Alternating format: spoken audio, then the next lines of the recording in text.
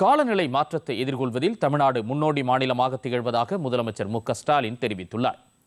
காலநிலை மாற்றத்துக்கான நிர்வாக குழுவின் 3வது கூட்டம் சென்னையில் முதலமைச்சர் மு க ஸ்டாலின் தலைமையில் தலைமைச் செயலகத்தில் இன்று நடைபெற்றது.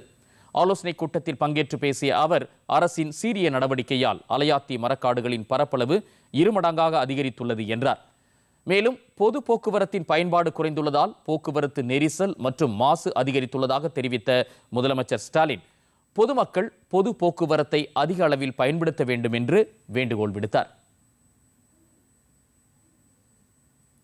சென்னை போன்ற மெட்ரோ சிட்டியில் போக்குவரத்து நெரிசலும் அதிகரிச்சுட்டு வருது.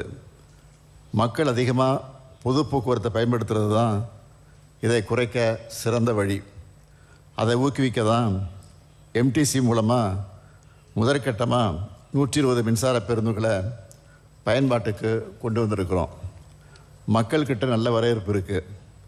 அதனால் மேலும் 600 மின்சார பேருந்துகளை விரைவில் பயன்பாட்டுக்கு கொண்டு வர போகிறோம். இதனால் டிராஃபிக்கும் குறையும், பொல்யூஷனும் குறையும். நிதி ஆயோக் வெளியிட்டிருக்க எஸ்டிஜி ரேங்கில் கிளைமேட் ஆக்ஷன் மற்றும் கிளீன் எனர்ஜி ஆகிய இலக்குகளில் தமிழ்நாடு முதலிடத்தில் இருக்குது.